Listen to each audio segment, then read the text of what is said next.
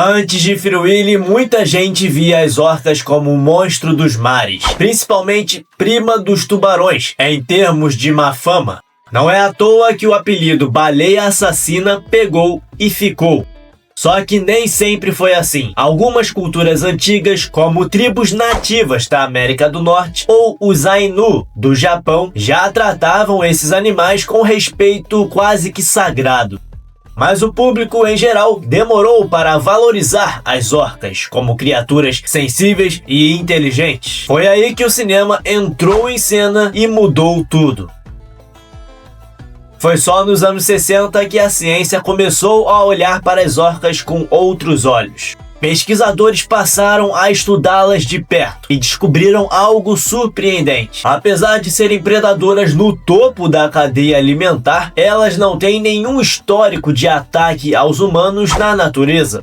Pelo contrário, são brincalhonas, curiosas e tecnicamente são como um golfinho gigante. E não para por aí, as orcas estão entre os animais mais inteligentes do planeta, com um cérebro do tamanho de um carro pequeno e uma capacidade de comunicação impressionante. Cada grupo tem o seu próprio dialeto, como se fossem tribos de línguas diferentes. E essa virada da forma como enxergamos as orcas ficou bem clara no cinema. Lá no filme Orca, de 1977, um ótimo filme, um filme que surfou na onda de Tubarão, de Steven Spielberg, vemos uma orca como uma espécie de Moby Dick vingativa. Era basicamente um monstro marinho no cardápio do cinema de terror. Mas em 1993 tudo mudou. Free Willy veio com uma proposta totalmente diferente, onde uma orca virou estrela de um filme voltado para a família inteira, despertando empatia, compaixão e um monte de lágrimas por aí. A última vez que eu assisti Free Willy foi há uns 2 anos assim, mas continua ainda sendo um dos filmes mais marcantes da minha infância. Eu me lembro muito bem daquela capa de fita de VHS que chama muito a atenção, é muito bonita aquela arte. E já no filme, a história gira em torno de Jesse, um garoto vivido por Jason James Reacher, que cresce em lares adotivos e, como punição por ter vandalizado o aquário de Oregon, é obrigado a trabalhar lá.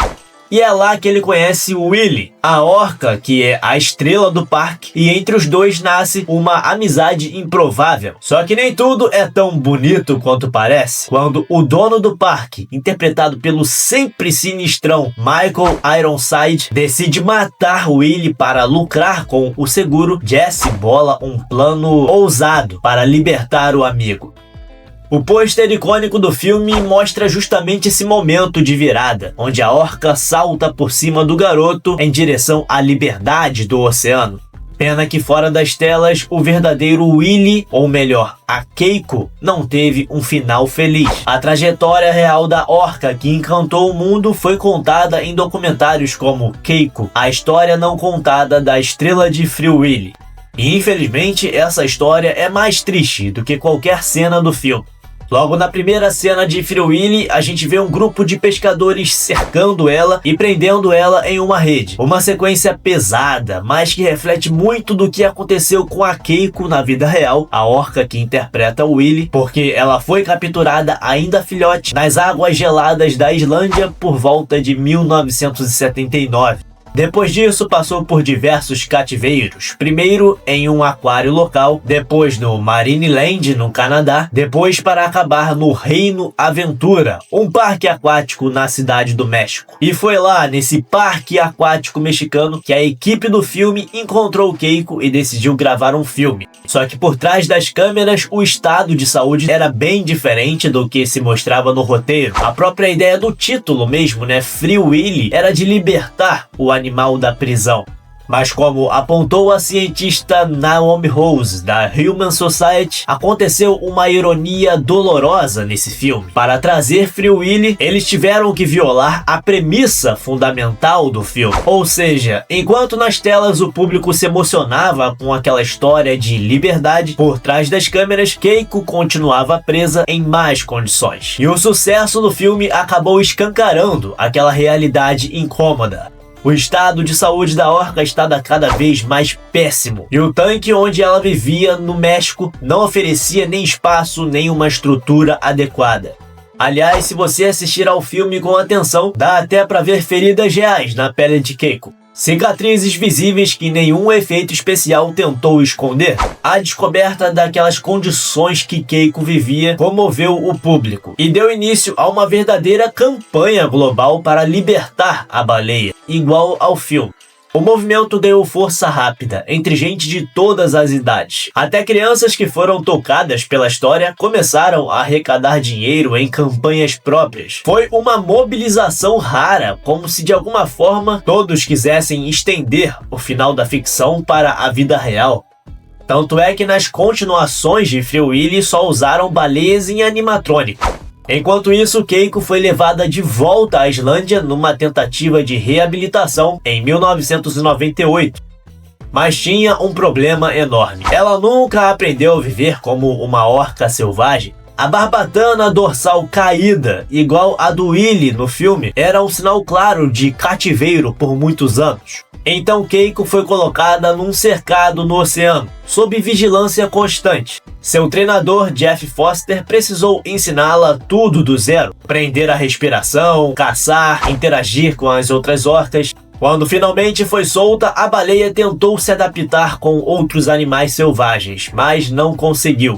Ela estava livre, mas sozinha. Sem dinheiro, os responsáveis por Keiko decidiram tomar uma postura mais firme, tentando forçá-la a se virar sozinha. E em 2002 parecia até que tinha funcionado, pois ela nadou para a natureza, mas logo se notou que algo estava errado. Em setembro daquele ano, Keiko foi vista na costa da Noruega, nadando perto de barcos e fazendo amizades com pescadores e moradores locais. Era como se a baleia tivesse vivido tempo demais com os humanos para tentar ser uma orca de verdade.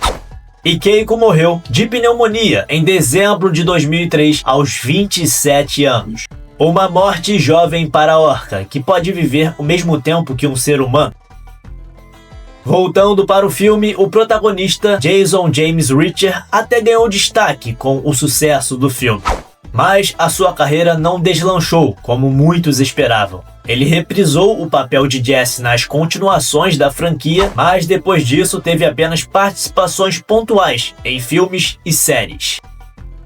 E recentemente tivemos também a triste notícia da morte de Michael Madsen, que interpretou o padrasto de Jesse no filme Free Willy e morreu em julho de 2025, aos 67 anos. A música tema de Free Willy é Will You Be There, interpretada por ninguém menos que Michael Jackson. Ela toca no final do filme e se tornou uma das marcas registradas dessa produção.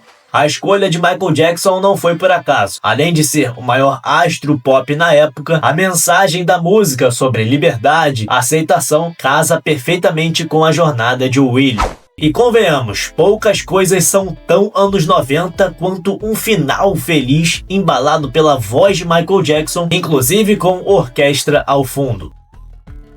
Bom galera, essa foi a história real por trás do filme Free Willy. E eu quero saber de vocês, Free Willy marcou a infância de vocês?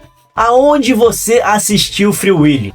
Peço também que você deixe o seu like para ajudar o desempenho desse vídeo, para o algoritmo entender que o conteúdo foi relevante para você e sugerir para mais pessoas. Dessa forma, mais pessoas conhecem aqui o canal e vão se inscrevendo. Pouquinho em pouquinho a gente vai crescendo. Vamos nos aproximar dos 8.000 inscritos. Vai ser uma marca importante para o canal. Se você for novo por aqui, se inscreva e ative também o sininho das notificações para não perder nenhum dos próximos conteúdos e até o próximo vídeo.